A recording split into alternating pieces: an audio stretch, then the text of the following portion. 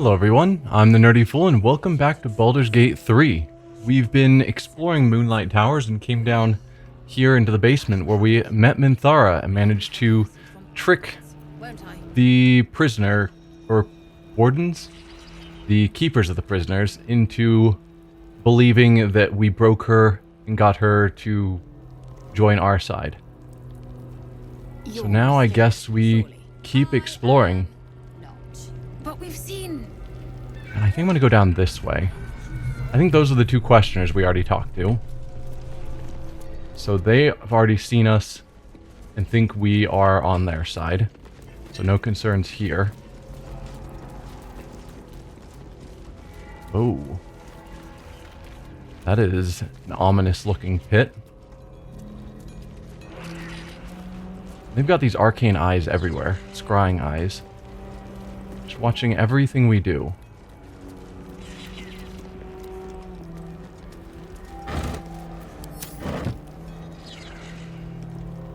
Hello, Leah.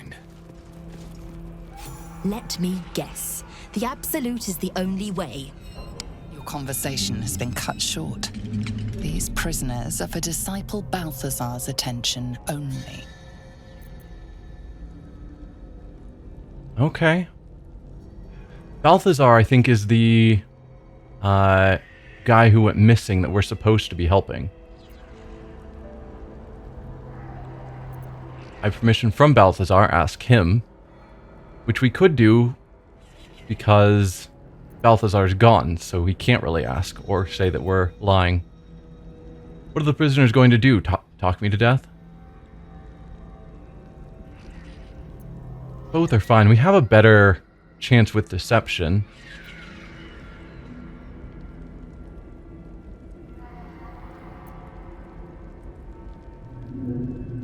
Yeah, I don't know how we're going to escape. I think that was one of Roland's siblings, if I'm remembering correctly. I have permission from Balthazar. Ask him. If he does say, though, that we can't talk to them until he hears back from Balthazar, then that doesn't help us. Because Balthazar is not responding.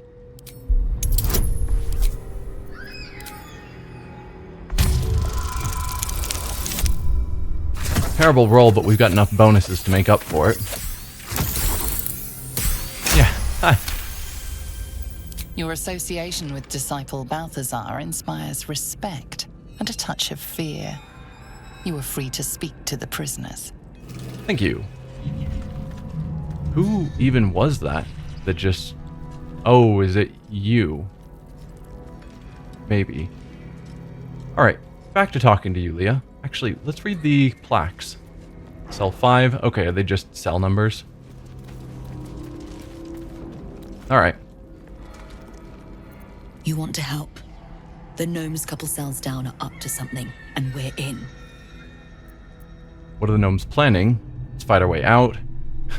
You're not getting any help from me. Enjoy your cell. No. What are the gnomes planning? Can't read bloody minds? Go on, before someone sees. Okay, who else do we have in here?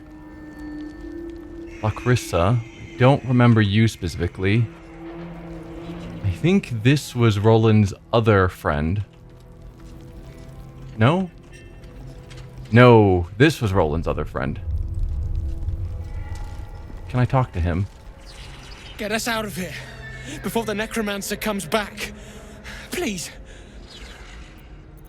Kind of stuck my head through the bars. And I'm sure we can't talk to those two. Alright, no one in here, but a prisoner's journal. Well, I want to read the journal. It's right there. Wilbrin, you're the one that I was told to find and free.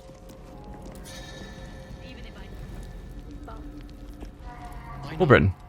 You ordered that guard about as if you were the Absolute herself. What do you want with us, exactly? I'm here to help you escape. I could help you get out of here for a price. Don't want to say it with that guard right there. Just want to torment you in peace. Yeah, I don't know if there's any issues of talking while all these guards are walking about. I'm here to help you escape. Huh. And why would you be so inclined? Barkus told me you were here and asked me to help. I know the tieflings in prison here. I want to break you all out. My mind is my own. The Absolute has no control over me. I'm an undercover agent for the Flaming Fist. No. Because we know these guys hated the Flaming Fists. I think they were planning on blowing them all up or something. He worked for like that organization that was making the special powder to blow up the Flaming Fist. If I'm remembering correctly. Or at least cause major mayhem in Baldur's Gate. So I feel like that would be really bad. Normally the skill options are the better ones, but I'm going to just tell him Barkus told us to get him out. Again, I'm going to wait for the guards to walk past. I don't know if that matters, but it feels like it should. Alright, Barkus told me you were here and asked me to help. Barkus is out here? Didn't think he had the stones. Well, if he sent you, you're no slave to the Absolute. You're a damn wolf among sheep, aren't you? I reckon you and I were meant to meet. I'm Wilburn. Yes. Varric, pleasure to meet you. Let's talk escape plan. What do you need? How'd you end up in here? I'm Varric, pleasure to meet you. We've got a plan. For us and the tieflings both.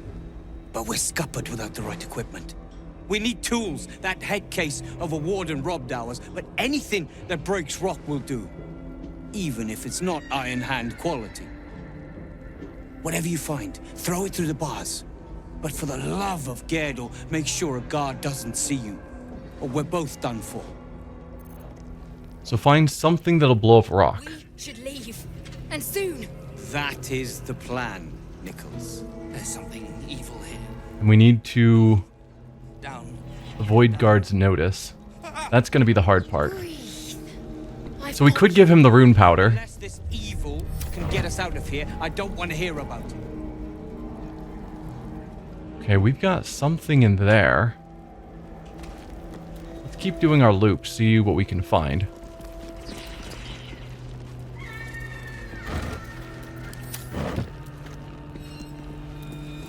Another guard here. Guarding a bunch of empty barrels. Don't speak to the prisoners. The Absolute forbids it. Okay. I will not speak to them again.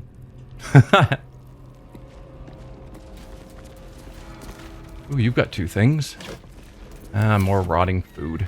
Alright, fine. Do I want to risk going into this central building? I think so. Ooh, there is something in there. Roland better be alright. It's Roland. He's probably holed up somewhere, planning to burst in, spells ablaze, and rescue us. He was planning that. I bloody hope not. When he saves us, I'll never hear the end of it. He super failed at the attempt, which is why we're here instead of him. Who are you? The Warden. Ah.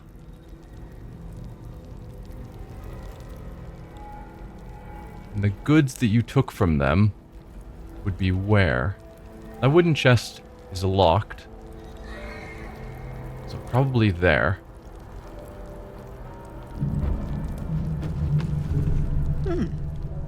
You spark of the familiar. Do I know you, true soul? Don't think so. Perhaps not. Your face is rather bland. Regardless, know this. I am the Warden. The prisoners are my charges, and I answer to Disciple Balthazar himself. Stay on my good side. Of course. Our face is bland. It's like, how many gold dragonborns with blue draconic ancestry have you seen? We should stand out amongst any crowd. Your face is pretty bland too. Who is Disciple Balthazar? I'll do my utmost to impress you. Gently probe her mind. You must confiscate lots of interesting things from the prisoners. I'm looking for a particular prisoner, Duke Ravengard. I forgot about the Duke. Okay, right. We haven't seen him. Other tieflings, your own people are in a cell. Aren't you bothered? Probably not, because she's obviously a disciple of the Absolute and they are not. Therefore, they don't matter to her. I'll do my best, my utmost to impress you. A pity you're already failing then. Shame. I don't think asking who Balthazar is will turn out good, particularly since I've already claimed to one of them that Balthazar specifically told us we could talk to the prisoners.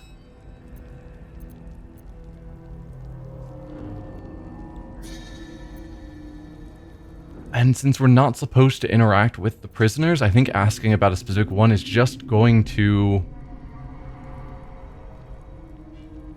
gain her notice in a bad way. But I do want to know where Ravengard is. He sounds important, and I'm afraid the mere dregs are the only ones left in my care. Then answer the question of where he is? But apparently not. You must confiscate lots of interesting things from prisoners. Indeed. But all are kept out of reach and under constant surveillance in the office above. Prison security is my highest priority. I don't think probing her mind is a good idea. I mean, it's okay. We'd get a +3 on it. Insulting her probably isn't a smart idea either. And she's not going to care about the tieflings in a cell, I don't think. Because we're all followers of the Absolute, and the Absolute doesn't care about those that aren't Absolute followers. So I think I'm just going to take my leave. So this chest doesn't have the prisoners things. That's upstairs under guard. So probably best... Oh, that would get noticed. That's locked. So no, let's go back out this way. Close the door. Do I want to risk setting the prisoners free now? So that's the question. They said anything throwable or anything explosive we can just throw through the bar. So we've got the smoke powder bombs. We have the rune powder. Orthan explosive.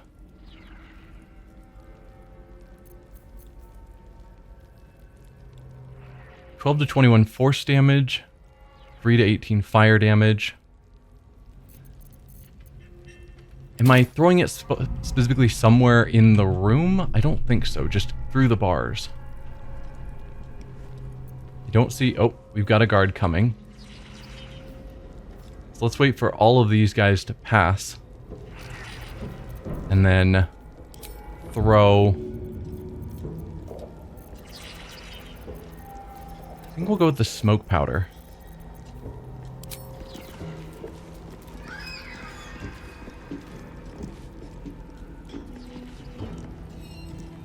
Once the guard's no longer... There we go. You guys serious? Hang on. Your feet fly fast, my friend. Any luck with those tools?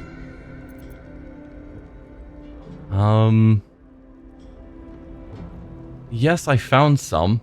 Like, I've got explosives. But he said to throw them through the bars, and that clearly didn't work. I didn't want to hit him with them, but maybe I should have.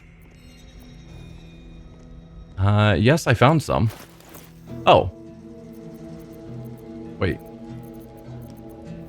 What? These aren't explosives. Those are weapons. I'm confused. Gerdo, help me. Just bring them.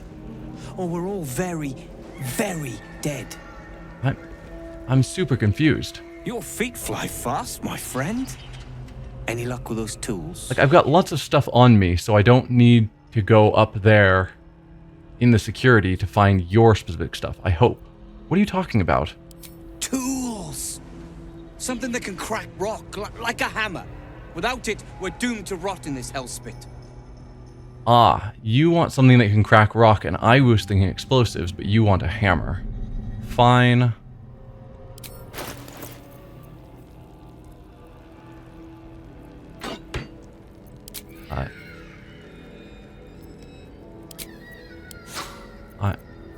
I'm just gonna give you some blunt weapons that are mostly garbage. And we'll go barter, because he has nothing of value, and so I can't sell it to him, obviously. You won't get any gold. Do you want to donate these items? Yeah. Actually, if these also go to the tieflings, might as well give them a couple more mostly worthless items. There you go. You got 3 quarterstaffs and 2 light hammers. Good luck. Good work. We're gonna wait until it's quiet and then bust out the back wall. We'll grab the tieflings along the way. We'll need them if it comes to a fight. You, however, are the clincher. Once we move, keep the patrols busy. If the bastards spot us, all of bloody Moonrise will come down on us. How? Okay, how do we keep the patrols busy? I don't want to be attacking. Hold in your cell until I return. Hurry, or we're all dead. And you should leave. probably hide that quarterstaff. That is the plan, Nichols. Alright. So that's that.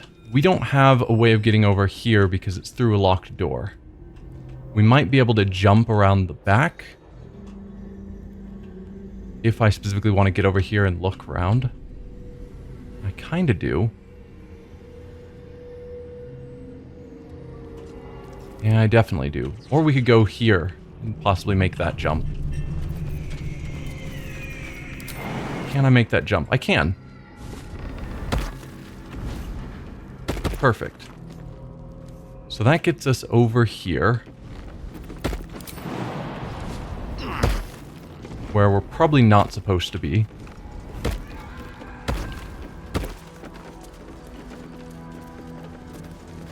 It's a bunch of torture devices. What? What is this? There's no, like, check or look on it or anything. If we go top-down view, what can we see? Not a lot. Just gross. So that must just be where they've been getting rid of all the bodies they no longer need. Nothing of value on any of those skeletons, it seems. Huh.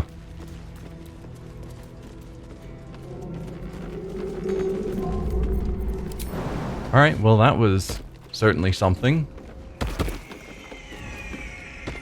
Where does this take us? Upstairs. Through a backside.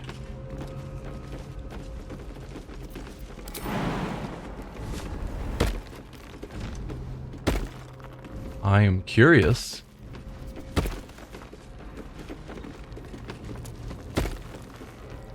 Okay.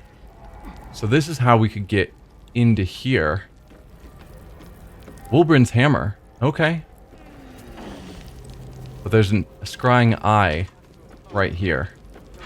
Evidence chest. Stand straight.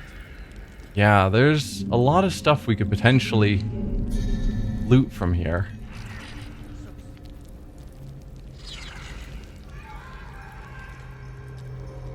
But that eye is going to be a problem. Ooh, we could run along top here. If I wanted to get down into some of these cells, for whatever reason. Not that I think there's any value of that. Oh, hello. So if they blow out this back wall, it's going to take them back into this cave network. To a convenient boat. Well, that's terribly convenient. There's the tiefling cell.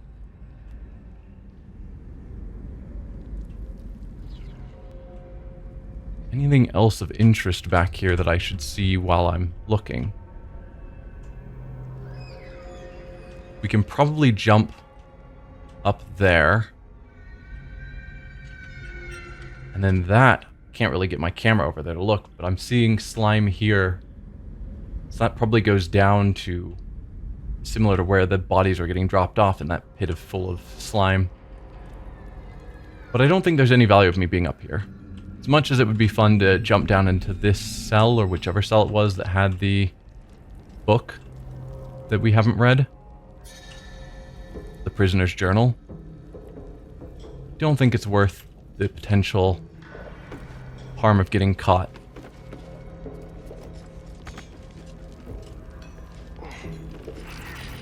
So let's jump back down to here.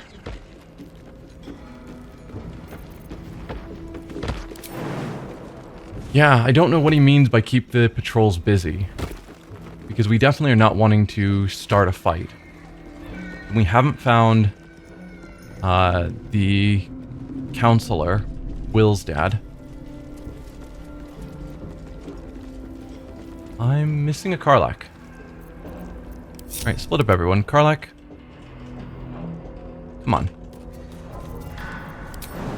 Jump here. La la la. Thank you. If you would like to join the rest of the team. Still breathing, despite everything. I am not. But we've seen Alright. what? 5 true souls sent for an audience? And not a single one came back down from the tower top. Must have been unworthy. Moving in. 5 true souls that have all been unworthy. It is impossible to keep a garment clean down here. You'll find it all the harder once we're off on the march. If you think I'm walking all the way to Baldur's Gate without a litter, you don't know me at all. Oh, of course. Perhaps our prisoners can be your bearers. Fine view from Gnomeback, I expect.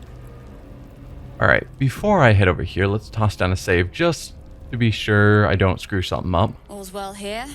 The cargo from below has already been taken to the docks. I have something to ask. Don't get too close to the prisoners. They're desperate enough to try anything.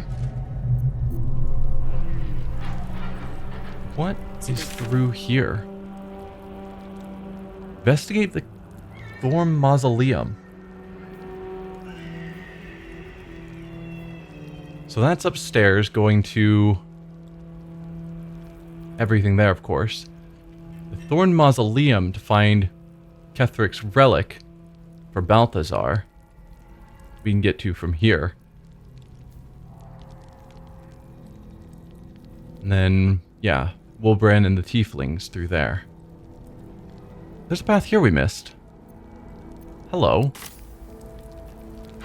Definitely don't want to go to the Thorn Mausoleum yet. That feels like something to save for later. What's this? Oh, right. That's the cave system that we saw back there. Can I actually jump up there? Because I know I guessed we might be able to, but that does actually feel a little high. Lae'zel definitely could. Karlach might be able to. I doubt the rest of us can make that jump.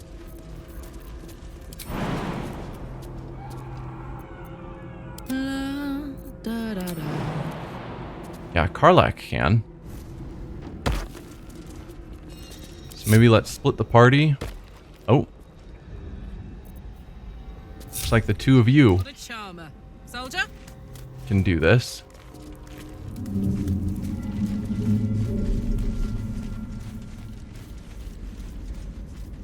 So theoretically, we could probably bust down these walls ourselves, just to help them out. Mainly, I want to see what's back here.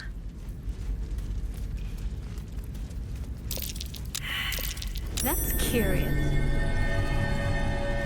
Dirt mound. Well, I will gladly take that.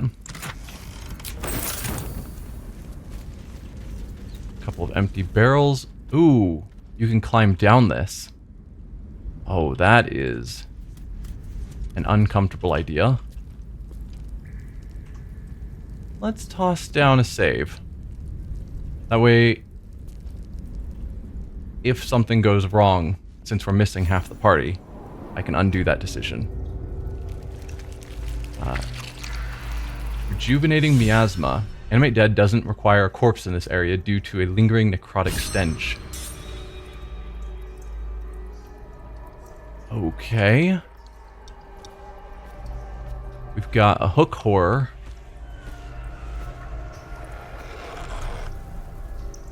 Yeah, this whole area is just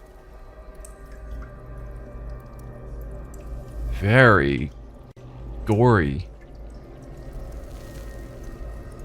What is that glowing pillar over there? But just so much blood and corpses. Weird. This is definitely not somewhere to go with half the party missing.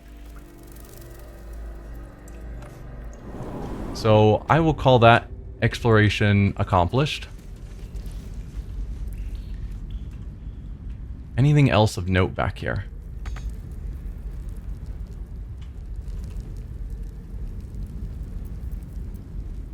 Mainly I want to make sure there's no soldiers or anything back here.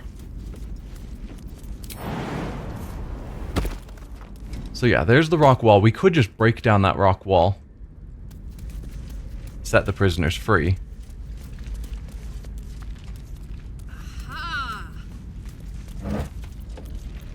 No, just a bunch of moldy food.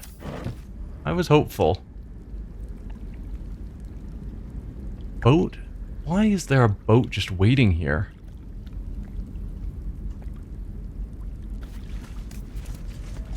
A couple of cheap spears. Now I noticed that the boat is activatable. So I wanted to potentially give it a shot to see what happens, but I don't want to sail it away before the tieflings and gnomes get to it.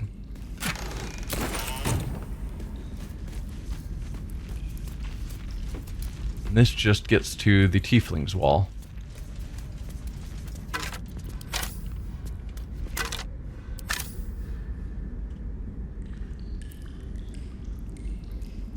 So I guess the question I have for myself now is, have I investigated enough that I'm ready to potentially risk my cover by setting the prisoners free?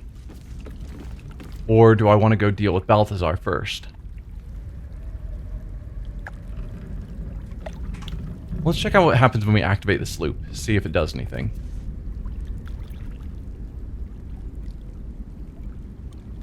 Okay.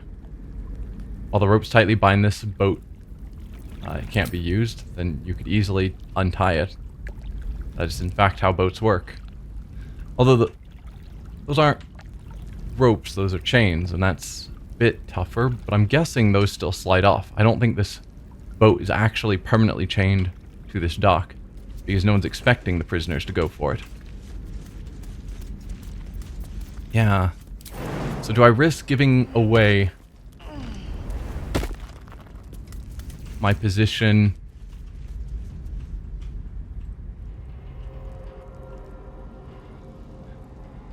Maybe I go back and talk to the people at the inn.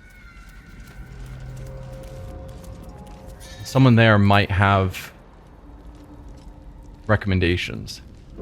So you could land safely there without taking damage. What about you, Shadowheart? Any way for you to safely get down? Yes. Perfect. Regroup everyone together. Varric, you take control. Don't waste a step. But I'm also worried that if I leave, they'll get caught with that equipment and in trouble. Let's toss down a save, just to see how things get handled. And if we go to...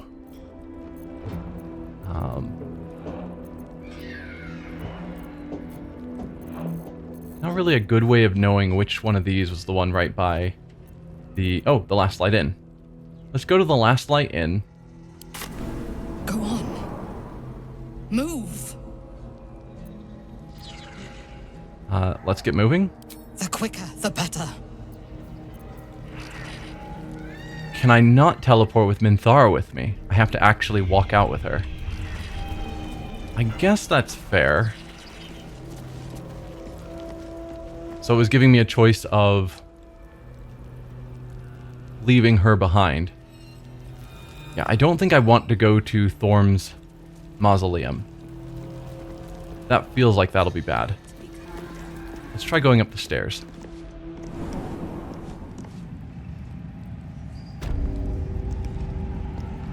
And we'll go out this side rather than through that main audience room with Zarel watching over it. Because she might have opinions about Minthara being free.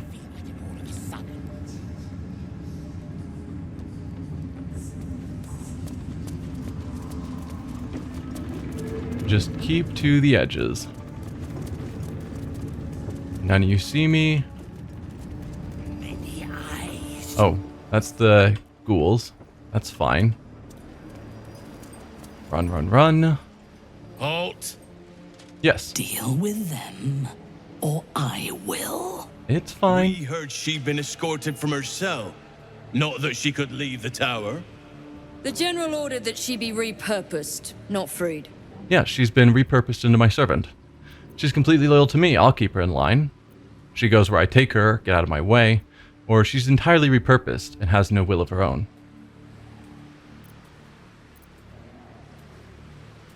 Both, I think, are basically saying the same thing that I'm wanting to go with.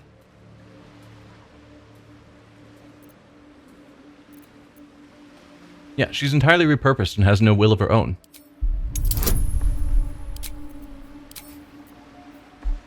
Meanwhile, can you hold on a moment while Shadowheart casts guidance on me? For no reason while I'm stating this. It always feels weird that you can do this. Oh, I still think we're good. But a 2 is not the best. Yeah. Pulled up a 20 with rolling a 2. Excellent. Hers was a difficult mind to erase, no doubt. She was fierce and erratic. I live to serve. As loyal as a golem. Use her well. Of course. So yeah, we had to go through that, I assume, before they would let us teleport. Let's keep making our way out of here. I'm guessing we're fine. There aren't a lot of timed issues. I last left Moonrise as a commander in the Absolute's army, obeying the voice of a god. I thought I had found a home and a purpose. Now I leave as an exile. But you risked your life to rescue me. For that, I am grateful. The artifact connects with her, pulling your minds together and showing her all that you have seen. The prism, your dream visitor, the protection that keeps you from obeying the Absolute and becoming a Lithid. She knows it all in a moment. Well, that's convenient. Her mind reels, but is no longer clouded. She accepts the truth. She has no choice. There is much we must discuss. Do you have a safe place to camp nearby? Tell her where to find our camp. I freed you, Minthara, but you're on your own now. No, I only saved you for the pleasure of killing you myself. Wow. No. Yeah, I'll tell her where to find our camp. Goodbye for now. I will see you soon. Approval from everyone. That's not common.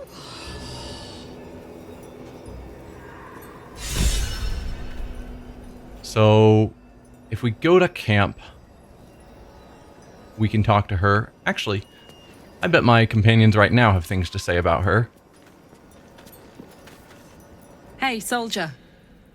Or not. So you had a friend in Avernus. You never said that. You saw the extent of Flo's friendship. She'll lend you a hand, long as she can crush your spirit while she's at it. I knew never to let my guard down around her.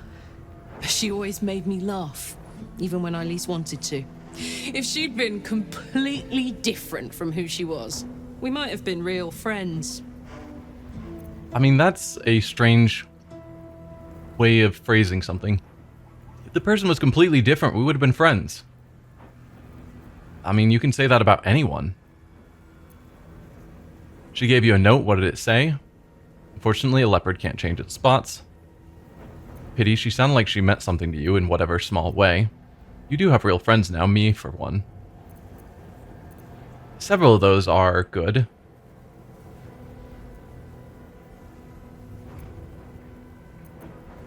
She gave you a note. What did it say? Nothing worth reading.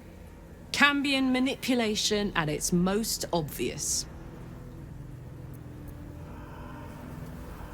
It's a pity. She sounds like she meant something to you in whatever small way.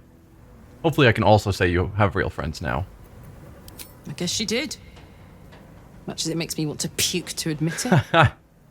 Devils, you know. Fucking devils. They really screw with you, don't they? Yep. Oh, we can't tell her that she has friends here. Okay. Now do you want to talk about Minthara? What's on your mind? Nope. The rest of you? So, that's what people mean when they talk about butterflies in their stomach. Did you want something? I'm surprised. What do you make of Catherick Thorm now that we've seen him in the flesh? He's trouble. Worse, he's a traitor.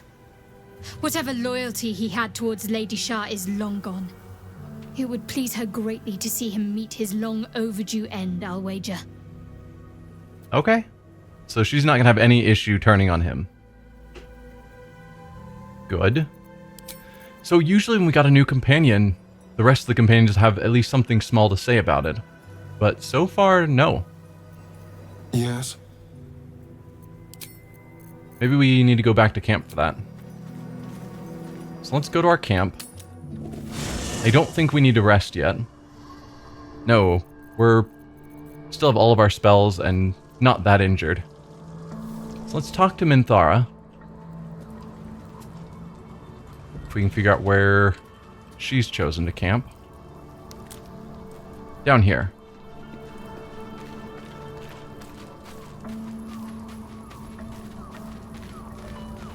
It does not compare with the comforts of home, but your camp is almost palatial in comparison to my previous accommodation. Thank you for allowing me to come here, and for bringing me back to myself. Each memory that returns to me is more disturbing than the last. The things that I did in the name of the Absolute. The things that were done to me. They broke my mind. And we will break them. It's time for revenge. You're strong, you'll recover. I can help fix it. If your mind is broken, you're no good to me. I think we don't know a lot about her. Like who she is and what she likes to hear. But I'm guessing number one, revenge, definitely feels like her shtick. So I wonder if she's going to go back to being a Lolth follower now. Because Lolth is also not necessarily the kind of god we want to promote. Certainly not a good goddess. Very evil.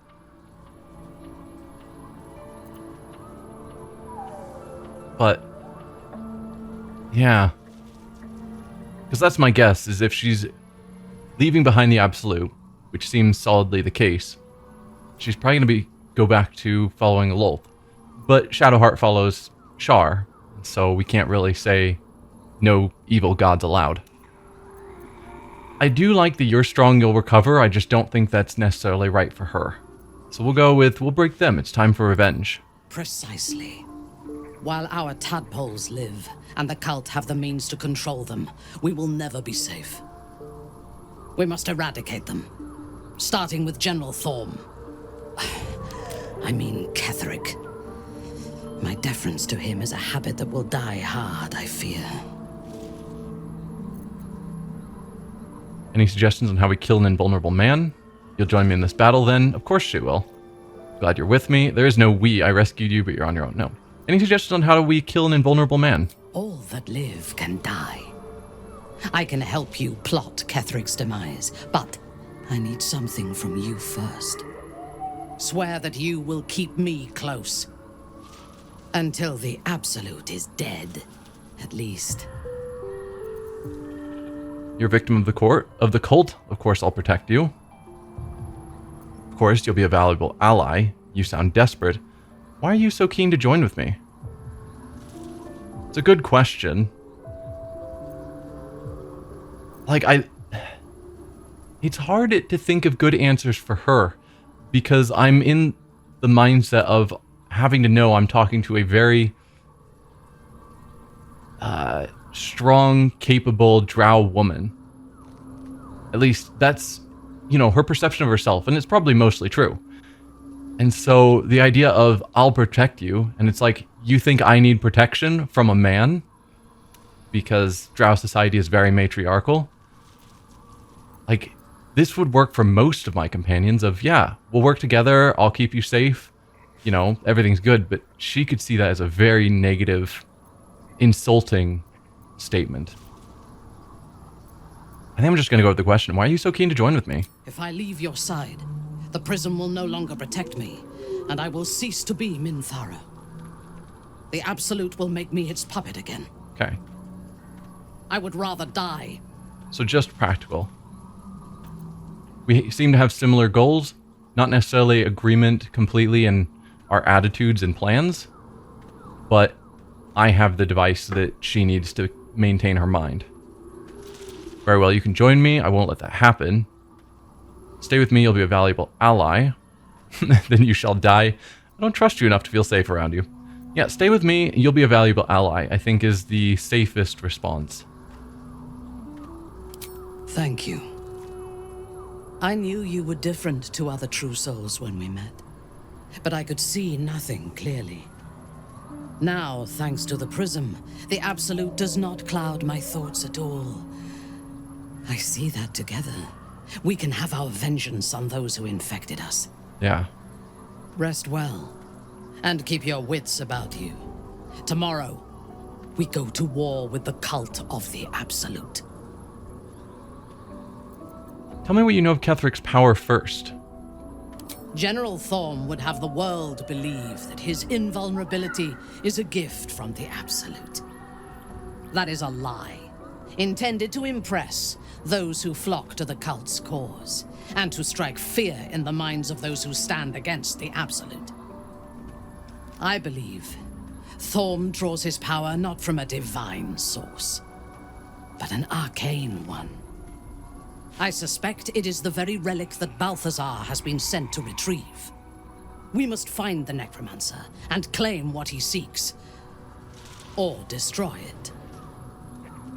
Now, rest. We will need our strength for what lies ahead.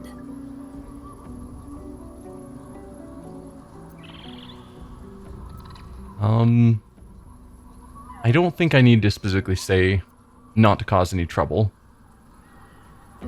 Seems unlikely that she will. I mean, she might try and steal the prism for herself. That I could see within her mind as a option. Besides that, I don't think she's going to attack us or anything, cause us problems, because she needs to stay with the prism. And we're not planning to sleep yet, so I guess we'll just leave. Now that she's officially a party member,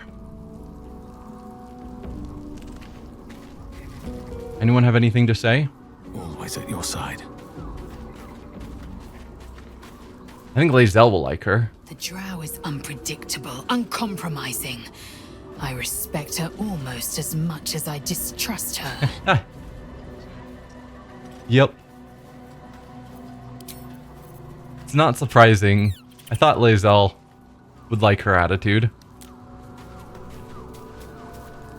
What about now? I want to be clear. Letting Minthara tag along with us was your idea, so if you wake up with a dagger to your throat, that's on you. Better a dagger at my throat than fangs Astarion. I know what I'm doing. Jealous you're no longer the least trustworthy person in our camp. I don't even know if I'd consider Astarion the least trustworthy. Lae'zel has her issues. I think all of them have different issues. I'm not going to insult him for the fangs. Just, I know what I'm doing. I hope so. Otherwise, we may all be killed in our beds.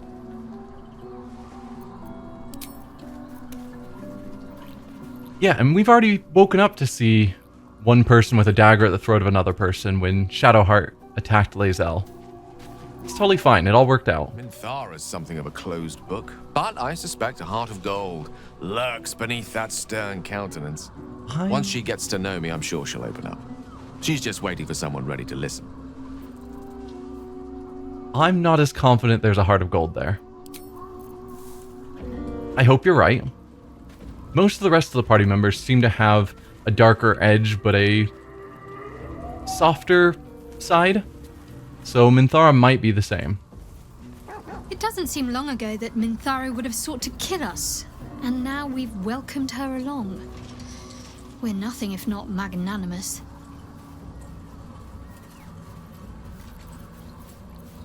Yeah, well, kinda the same way with all of us. Like,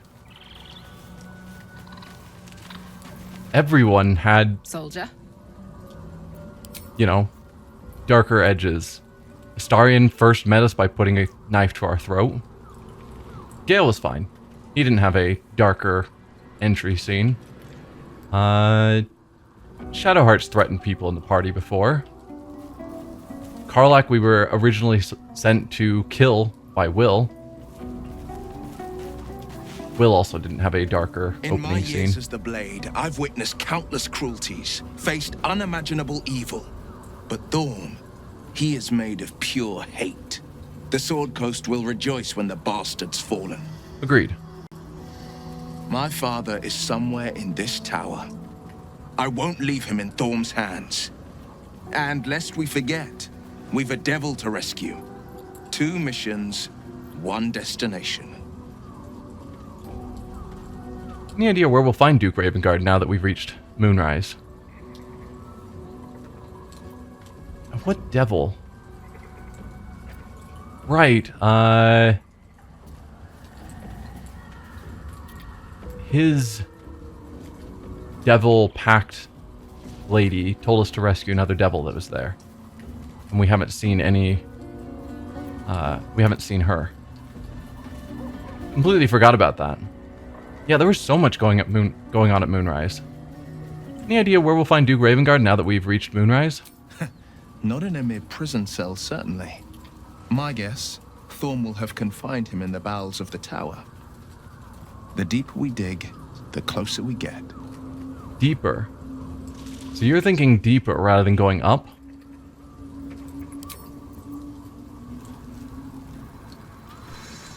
Do I want to take the drow?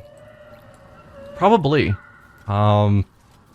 We've gone sort of back and forth between which of our frontline melee characters to take with us. Between Lae'zel or Karlach. And a paladin is probably yet another person that fits that same role. Can we look at the character sheets of all of our party members? If I go to here, Minthara, can I see your character sheet? Yes. Wondering if she has... Now, like, I was thinking Drow, maybe she's dexterous, and so maybe she could take Astarion's place for picking locks and whatever, but no. For whatever reason, Astarion is the only companion that can do that.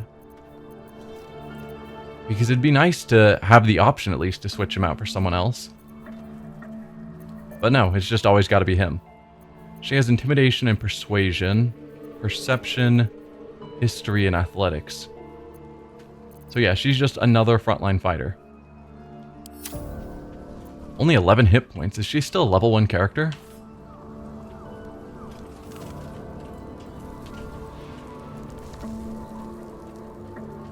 Well, I do like the idea of having her in the party, because she'll have potentially more connection to the current storyline. Although I don't know about walking into the Last Light Inn with her. That could turn out poorly. Do we still have the equipment, or is that... I guess we can get to our allies' inventories. So, even if I switched her into the party... Can I switch her into the party? You wish to consult me? Yes. Okay. Do you remember all that you did in the Absolute's name? I was the Absolute's dagger. I remember every throat that it held me to, and every drop of blood it forced me to spill. I take no responsibility for the lives I took. I did nothing in the Absolute's name. I was merely a weapon that it wielded. You should take responsibility for your actions. To lose your free will and be forced to kill, that must be horrible. Yeah, I'm not going to say that she's responsible. The Absolute is mind-controlling people, and they aren't responsible for the actions they take when they aren't in control of themselves. So, it's probably a good idea at some point to come to terms with the evil things you did during that time, because they are going to probably haunt you, or they would haunt a decent person, a good person. An evil person may not actually care. But yeah, it's not your fault. To lose your free will and be forced to kill, that must be horrible. I would rather die than endure it again. The tadpole, the Absolute, they work together like a drug. I did not feel I was compelled to act against my will. I felt ecstatic to serve. Every action seemed a deliberate choice. The best choice, even though I could no more have resisted its commands than flesh can resist decay. Even rational minds like ours cannot reject such a powerful influence. The Absolute can make the impossible seem inevitable. So, there is some ability to withstand. When we met her in that prison cell there, she was resisting the Absolute, and that was before she was under the influence of the prism. So there is some capability that someone could resist, it seems. Is Ketheric truly invulnerable? I think, isn't that what we already asked? Is this just going to be a repeat? I fought at his side once, shortly after my conversion. Before the battle, he was everything a general should be. A charismatic leader with a brilliant strategic mind. And when the fighting began, he led his troops from the front and cut through the enemy like a scythe through stalks. Blows and arrows rained down on him, and before long, his face was a mask of blood. But he did not fall. He did not even falter. When we won the day, Ketheric's armor was bent and shattered, but his flesh was unmarked. How's that possible? We just need to hit him harder than they did? No. What chance do we have? Obviously, as she said before, it's the arcane power that's helping him, which we know is tied to the... What was it? Shadow... something. Whatever it is that we've been theoretically tracking down for ages at this point. How is that possible? I have lived long enough to know that few things are impossible in this world. Oh, Ketheric's power is a rare thing, though. I have never seen its like. The necromancer Balthazar is Ketheric's chief advisor. One who has mastery over the dead may well be able to help the living cheated. He is usually in his laboratory, elbow deep in offal, or clinging to his master's side. If he left Moonrise, his mission must be urgent. We should ransack his chambers and see what secrets he keeps for the great general. That's true. We were told we could go through Balthazar's chamber. We never found that. So is there still locations in Moonrise that we missed, besides just going upstairs, which I avoided? You're a paladin. What is the nature of your oath? I took up my oath long ago, when I swore bloody vengeance against any who defied Lolth. Now, I myself have sinned against the Spider Queen. Though my faith is shattered, my oath endures. I am sworn to destroy all those who serve the Absolute. So is she a oath of vengeance, or is she an oath breaker? Seems hypocritical considering you intend to take the power of the Absolute for yourself. It's a noble purpose. Your crusade against the Absolute is nothing more than a convenient excuse for bloodshed. No, it's a noble purpose. It is not noble, it is necessary. If we do not destroy the cultists, they will destroy everything. We are all that stands between this world and annihilation. Curious to hear your thoughts about our companions. A disparate collection of vagabonds and strays. Did you have anyone particular in mind? I mean, if I can ask about all of them. Apparently I can. I'm curious to hear what you think of Shadowheart. She is tolerable, but her faith in the Lady of Loss is poisonous. Faith is not poison, it's an antidote to life's woes. What do you have against Shar? I thought you might appreciate Shar and Dogma. They do seem similar in a lot of ways.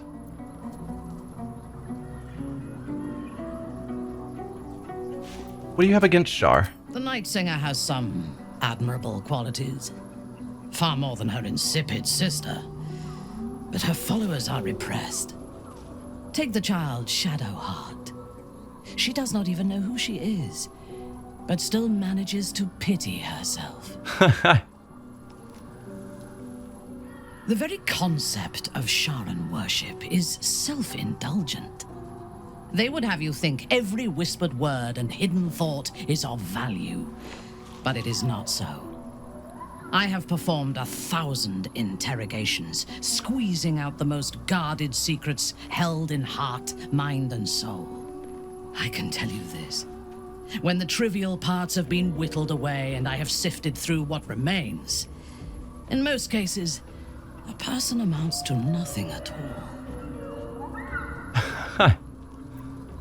What do you make of Astarion? He's been deprived of freedom and strong blood for so long that he is addicted to both. While those addictions have their hold on him, he is still a slave.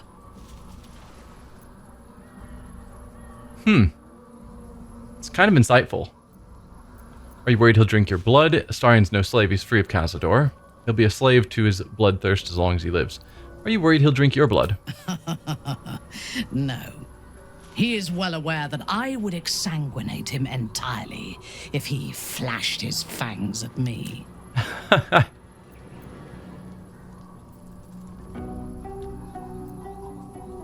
I'm not going to say he's going to be a slave to his bloodthirst as long as he lives. I don't think that's true. But I can understand her perspective before, so claiming he's no slave. He's free of Cazador, yes, but he's not free. Cazador's chasing him. And he's a slave to his own impulses. But yes, Astarion's no slave, he's free of Cazador. Free? What purpose does he have that does not involve his master? He fears him, he hates him, he dreams of him, and he will either kill him or die trying. Astarion is no more free of Cazador than you or I are free of our tadpoles. He will only be free when Cazador is dead. And that is as it should be. When the time comes, we must hope that he does not only take Cazador's long life, but the power that has sustained him as well. I respect her way of viewing things, because she is a lot more rational and open about what's really going on. Because it's easy to say that because he's no longer focused, he's no longer forced to do Cazador's will, he's free, but it's very true that Cazador is still a large portion of who Astarion is, and he's not truly free, because Cazador is still forcing the actions he takes to some extent. How do you and Lae'zel get along? I have encountered few Githyanki in my life. Those that I did were raiders. They croaked out pleas for mercy in their alien tongue as they died. Meeting Lae'zel makes me wish I knew more of their culture. Interesting, because Lae'zel is so sure that Githyanki are stronger than anyone and will always win in any sort of fight. So to have Minthara just be like, oh yeah, I've killed a bunch of Githyanki. Why not ask Lae'zel to educate you? It seems rather brutal culture. It probably has a lot in common with Lil Sworn Drow. I'm not sure any of us will ever understand her. It doesn't surprise me that you feel an affinity with otherworldly raiders. Gith and Lil Sworn Drow have much in common. Yeah, that's what I'm saying. But yeah, why not ask Lae'zel to educate you? I did. She told me that she has nothing to teach that cannot be learned through observation of her prowess in combat. Perhaps she is right. She certainly cuts a striking figure in battle. There is a precision to her ferocity that I admire. It doesn't surprise me that you feel an affinity with otherworldly raiders. Gith and Lil Sworn Drow, I can't talk, have much in common. To one who only sees the surface of things, perhaps. You should look deeper. There is a fanaticism in the Lolthsworn that lends itself to chaos. They turn their blades on one another as readily as on outsiders. True. The Gith have stricter hierarchies and stronger commitment to a single cause. Some, like Lae'zel, question that cause. But even so, she retains the discipline of her training. Have you spent much time with Gale? The wizard? No. Wouldn't you like to get to know him? Or don't you like wizards? Wouldn't you like to get to know him? It is pointless. In my experience, the moment they leave their libraries, wizards have the life expectancy of a gnome in a war. Either the enemy recognizes they are a threat and kills them swiftly, or their curiosity leads them to combust while experimenting with the limits of magic. Our wizard is already in a state of suspended combustion, thanks to that orb between his ribs. I suspect it is only a matter of time before he goes up in smoke. I will reserve my social graces for those who might live long enough to appreciate them. I really do like Minthara. Her views are fantastic. Any thoughts on Will? He is exceedingly self-righteous. Amusing, considering he bound himself to a devil. Yep. Sometimes you need to get your hands dirty to do the right thing. You're hardly one to judge anyone else's behavior. Having him in our camp binds the devil to us as well. I don't like it. Will's a good man, or I find him insufferable. Several of these are okay. But yeah, sometimes you need to get your hands dirty to do the right thing, I think is the simplest way to explain Will. Will doesn't just have blood and dirt on his hands. He has stains on his soul. Those last more than a lifetime. It is as it should be. Purity of soul and deed will not help us to survive the Absolute. I would rather be allied with a warlock than the spoiled son of a noble who has more experience with diplomats than devils. So she prefers him with the path he's walked down than if he had stayed as he was just as a diplomat's son. Fair enough. You and Karlach seem to be friendly. I have never known anyone so ferocious and unassailable in battle, and yet so fragile and impermanent in their very being. I often think of mortality as a curse. In time, all that I am and all that I have known and learned will be lost. In time, our cities will be dust. Karlach does not seem to have such anxieties. Perhaps because she cannot afford to. She exists in the moment, and she will burn out and be gone in a moment. There is something very beautiful about that. Okay, well, I'd like you to join me. Your party is full. Did you think I would not notice? I mean, you were fine wandering with us when our party was full before. Just do it again. I'm fine to have a 5th person. No? Then you can take Karlach's place. Then let us go forth and conquer. Or something to that effect. Alright. Yeah, so she's a level 1 paladin right now. We need to level her up to level 8. That's going to take some time. Oh, you're just going to be in your underwear. Sure. That's fine. So 2nd level, she's going to get a 1st level spell slot. Divine Smite. Divine Smite as a reaction. Divine Smite on a critical hit. Access to all of these spells. And a fighting style. Defense. She already had +1 bonus while wearing armor. Did she lose that? When she was following us, was she pretending to be a higher level drow? Or a higher level paladin? Maybe so. Yeah, because she no longer has the 2-weapon or the dueling fighting or any of those abilities. So I think they just de-leveled her back to level 1 when she joined our party. +1 while wearing armor, I think is fine. Dueling...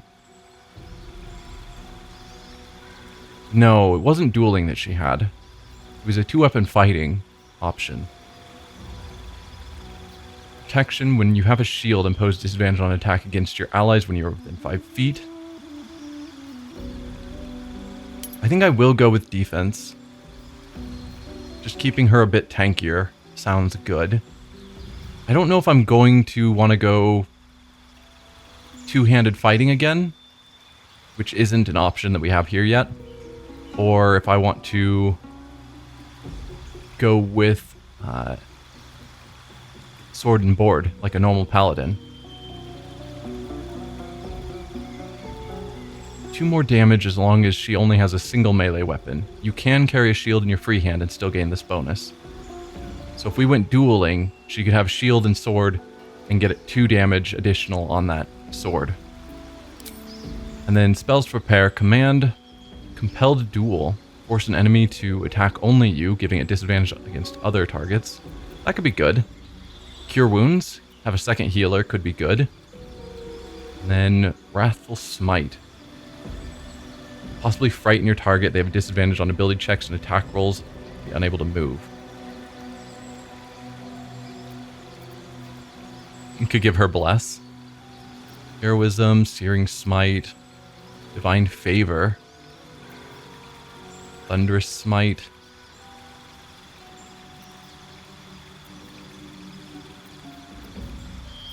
I don't know. I'm fine with all of those, I suppose. Next level.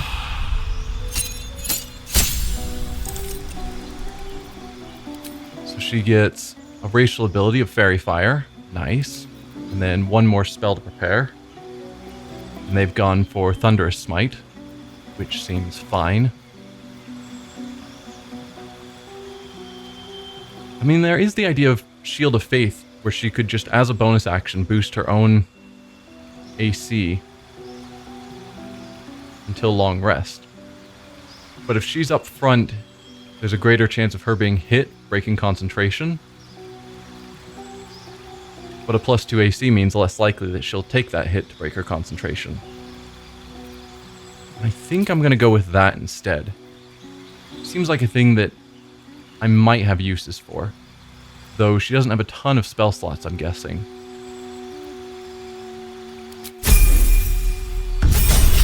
Level 4.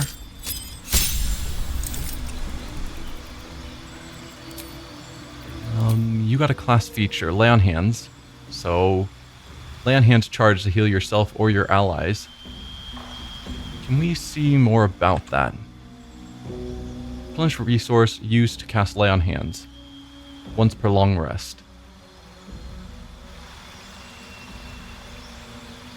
I don't know how many charges of that she has or how much it heals. Or even what action it takes. Okay, this gives you another prepared spell. Still only first level. And it's again going with Thunderous Smite. I guess that's fine. And then a feat. So this is where she got her dual wielder from, I think.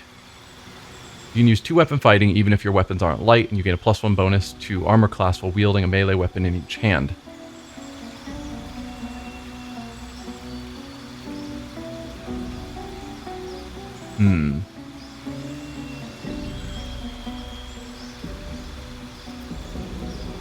So yeah, in the starting build, that's what she had taken.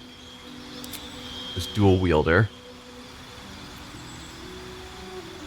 You can use 2 weapon fighting even if your weapons aren't light.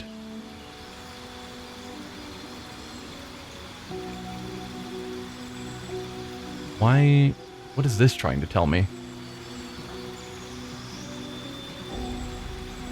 +1 bonus to armor class while wielding melee weapon in each hand. Or is it saying that we get both of these?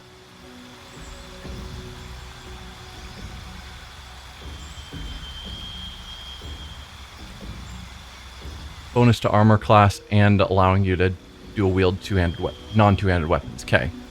So that's the feat description. They've broken it apart into 2 separate class features that we get both of. Makes sense. On the other hand, we could also just boost her abilities, which wouldn't be a bad call. Though I think for her, my focus is going to be more on being the frontline tank. Particularly with that Compel Duel spell. If I can make sure that the focus is on her, then that would be good. And if that's the case, then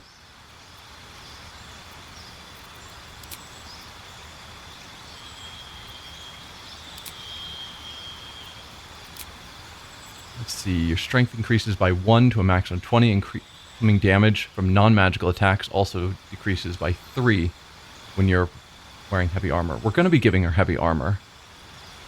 So all this does is decrease non-magical damage. As we get farther into the game, we're probably going to run into less and less non-magical attacks.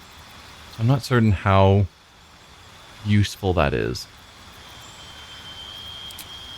Versus just a +1 AC.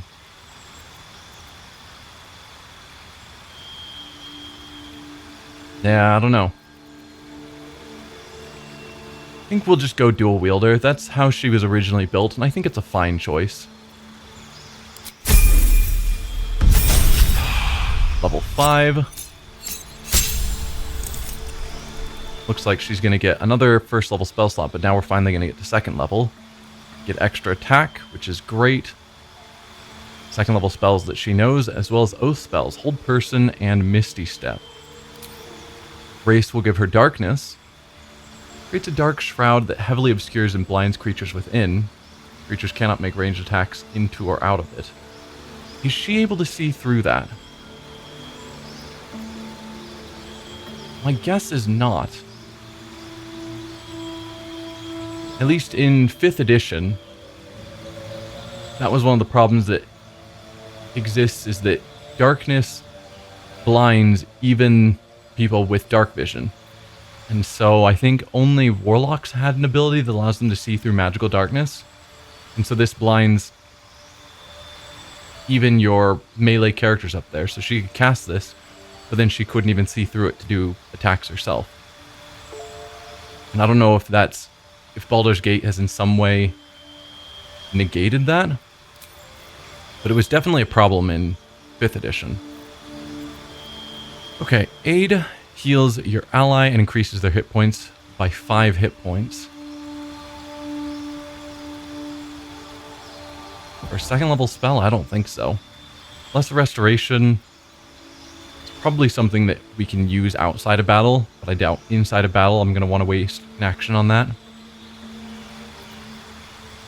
Branding Smite possibly makes your target, possibly marks your target with light, preventing it from turning invisible.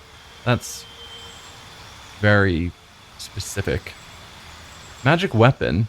If you use a weapon with arcane energy, the weapon becomes magical and receives +1 bonus to attack and damage rolls. Not as important because probably she will have magic weapons. Protection from poison is also not that amazing. I don't think I'm probably going to use any of these. Plus 2d6 damage is something. There's a reasonable chance I'm just going to use all of her spell slots just to smite. But sure, we'll grab protection from poison just in case someone ends up poisoned. And I don't feel like I can just wait it out.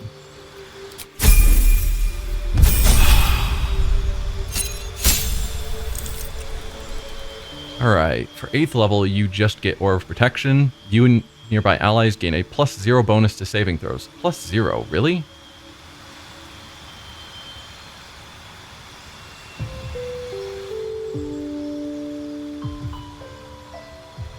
Can you tell me where that 0 is coming from? Because surely that should be higher than a 0. Because I would have guessed Paladin's abilities should be based off their charisma, so she should be giving a +2 bonus. Maybe it's wisdom. Clerics, druids, and rangers. Doesn't feel like versus charismas for bards, paladins, sorcerers, and warlocks. I would have thought that bonus would be based off of her charisma. But I do wish it would tell me specifically where it's coming from, so then I could see why it's only a +0. But nothing else, really. I don't like aid. 5 hit points is so insignificant. I'd rather go with lesser restoration. That feels more potentially useful, though probably still not going to get overly used. Spellcasting ability is charisma, assuming. Doesn't specifically say, but it's got to be.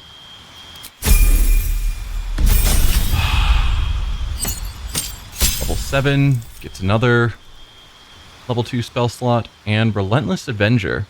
If you hit an enemy with an opportunity attack, your movement speed increases by 15 feet on your next turn. That's cool. Yeah, and she is Oath of Vengeance, so she isn't an Oathbreaker Paladin. Seemed that was the case, but her statement wasn't super clear. They go back to giving me aid.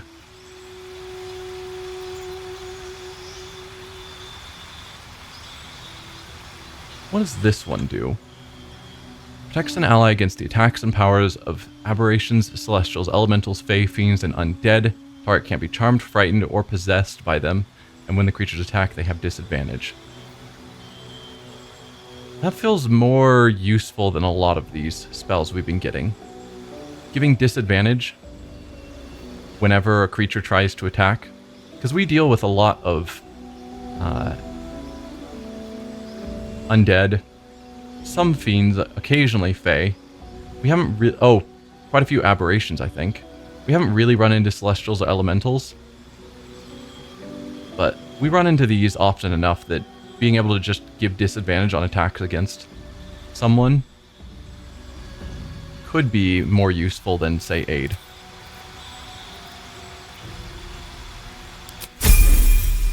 Finally, level 8. 60 hit points is a reasonable amount. So we've given her dual wielder, so she's going to be going with 2 weapons.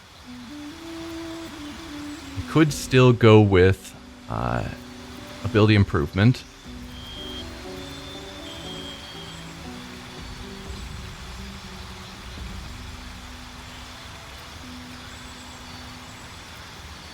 I don't think there's anything else that strikes me as super important.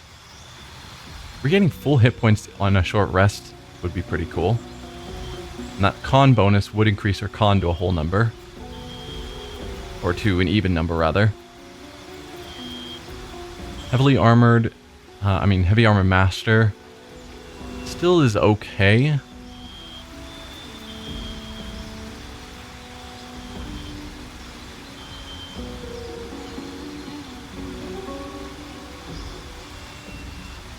Does this reaction to immediately make it an attack against a spellcaster count as an opportunity attack for the purpose of Relentless Avenger? Because it doesn't call it an opportunity attack. It just says you can use a reaction to immediately make an attack. But opportunities to prompt Relentless Avenger more easily would be nice. And that's one that feels like it should. But because it's not calling it an opportunity attack, there's no guarantee that it would count towards that. Mobile is always a fun.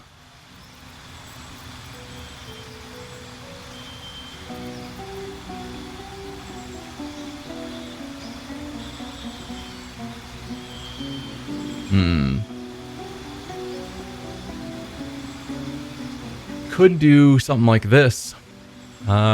These weapons, well, quarterstaffs, can be used one-handed. I think spears as well. Which means we could give her 2 spears, or I guess she would only need to have 1. A spear / quarterstaff and 1 other weapon. And then we'd provoke more opportunity attacks, which would then give her more movement speed. I don't know how important the higher movement speed will be. It'd be nice, but not critical. But definitely something to consider.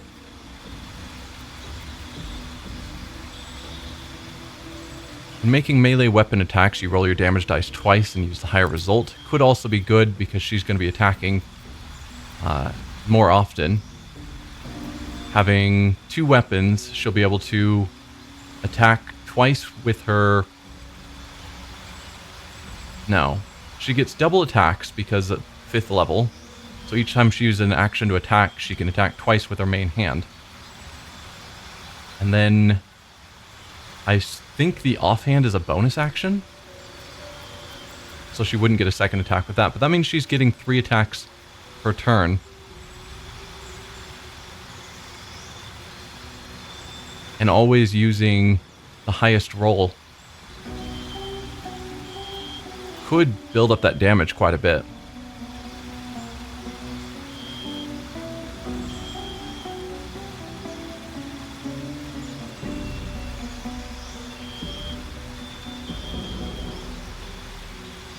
This is another one that feels like this should say it's an attack of opportunity. Whenever an enemy within melee range attacks an ally, you can use a reaction to make a weapon attack against that enemy. That's an attack of opportunity.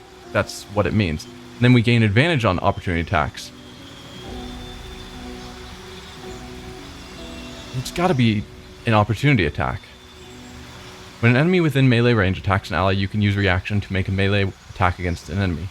Because, like, if that doesn't count as an attack of opportunity, then you don't get this advantage bonus on it. When you hit a creature with an opportunity attack, it can no longer move. You have an advantage on opportunity attacks. But yeah, this vengeance doesn't specify that it is considered an opportunity attack.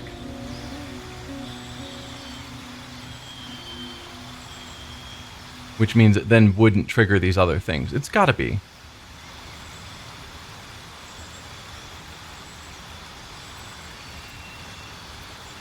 Sharpshooter, Shield Master, no. Spell Sniper, Tavern Brawler, tough. Just more hit points. Advantage on saving throws to maintain concentration.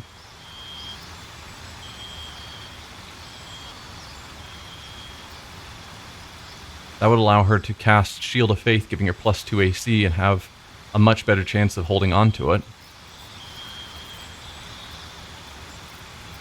Or do we just go with boosting her strength?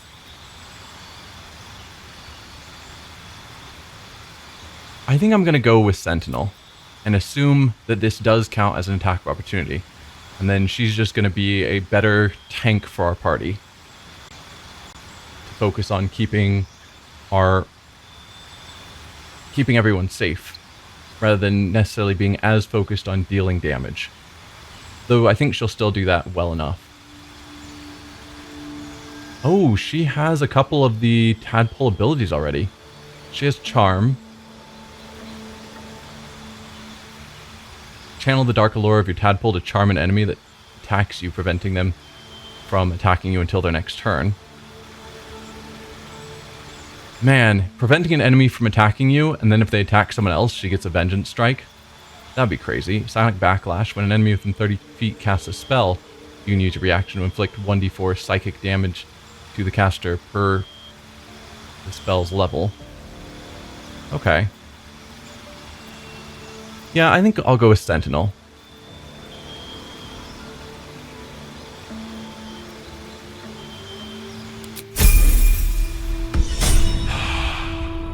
So now she's in the party, but we need to get her some equipment. If it is for the best. Let's open your inventory and party inventory.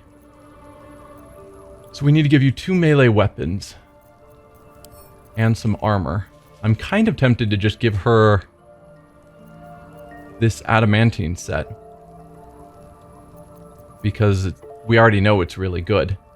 And we're never going to have Lae'zel and Minthara in the party at the same time, so we can just sort of switch it off between them.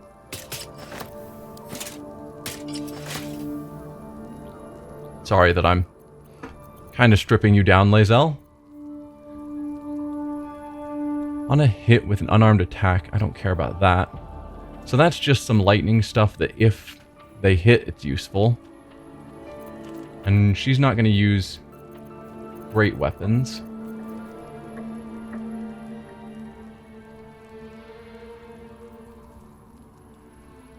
(1d8 plus 3). 1d8 plus 4. Reduce incoming damage, that's pretty cool. When you miss with an attack, deal 3 bludgeoning damage anyway. That's definitely a maybe. That's just a +1 weapon.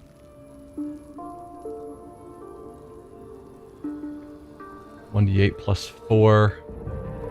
Right, this was the one that was focused on, like, bards. Drow inscription on this blade appears to have been recently carved. It's a finesse weapon as a longsword. Ready to sing or shriek. The sword sings a melody. All allies within 20 feet have a +1 d4 bonus to attack rolls, charisma, wisdom, and intelligence saving throws.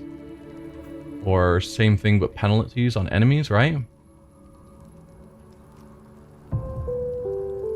Yeah. 1d8 plus 4 isn't bad either. So maybe on that. Not looking for great swords or great axes or any of those.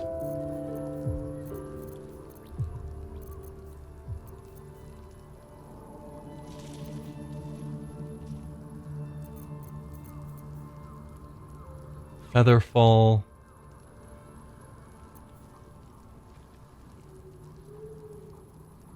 Momentum.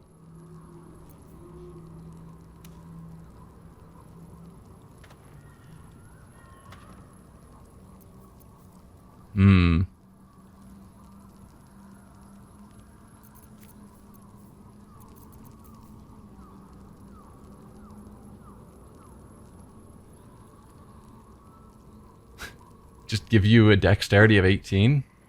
I mean, if there's nothing better, that's fine.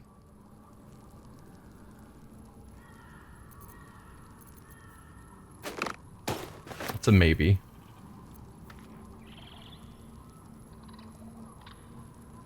Drow elf wielding this weapon deals an additional 1 to 4 poison damage against restrained targets. Restrained is a problem, although it gives ensnaring strands, which would restrain, I assume.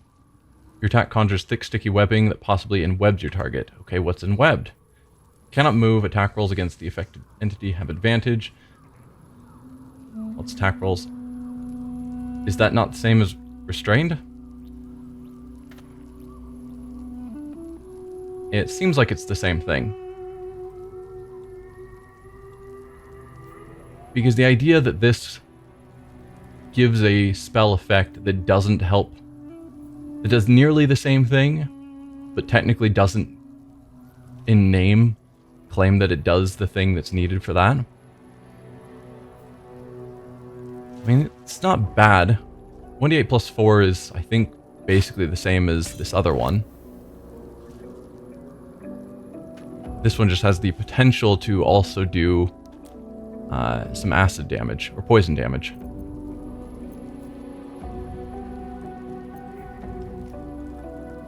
One d6 plus 4 in this case, plus another 1d4. When dealing cold damage, the wielder deals an additional 1 damage. Dealing cold damage with a spell possibly inflicts chilled upon the target.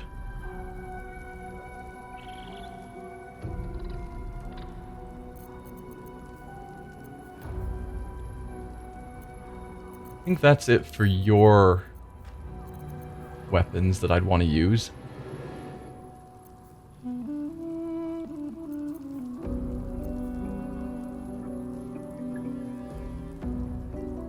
I do like this.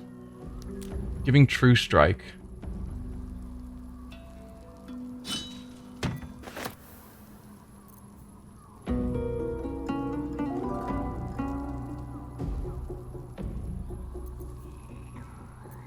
Is it better than these? It's not going to do as much damage, 1d6, and it's not a +1 weapon. But True Strike is valuable. Can you put on your...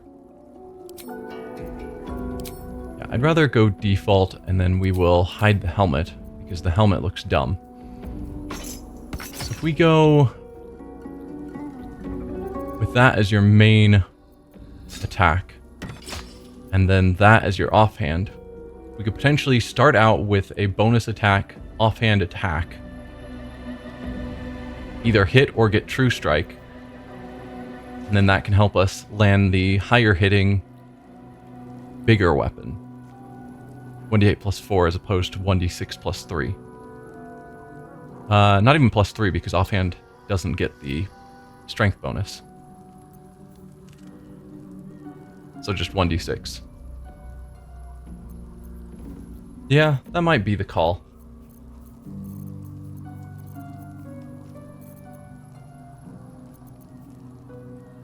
Ring of Poison Resistance? I don't think that... Oh, you don't have Poison Resistance already. I assumed you would as a drow. Shows what I know. And then, yeah, we'll boost your dex because why not? Even though your armor means you're not getting the bonus to AC, but if you do a ranged attack, it's something, or if you have to do, like, a reflex save, then it's fine. Any ranged weapon that I want to give you. Light crossbow +1. You have anything? Yankee crossbow, which is a heavy crossbow +1.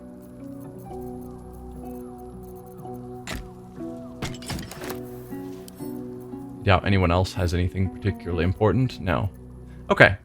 We'll consider that roughly outfitted. You still need boots.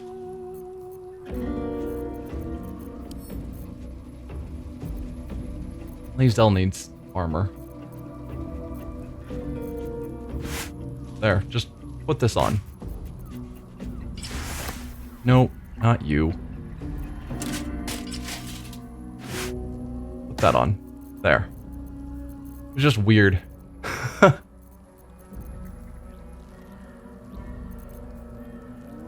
Featherfall.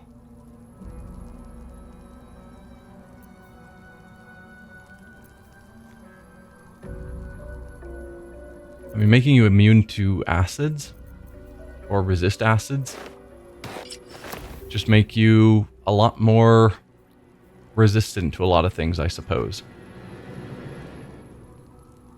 Sure, we'll call that good enough. Never a dull moment. So Minthara is now level 8, and she'll be joining us when we head out, but I think that's where we're going to end this episode. So thanks for watching, and I will see you all then. Bye.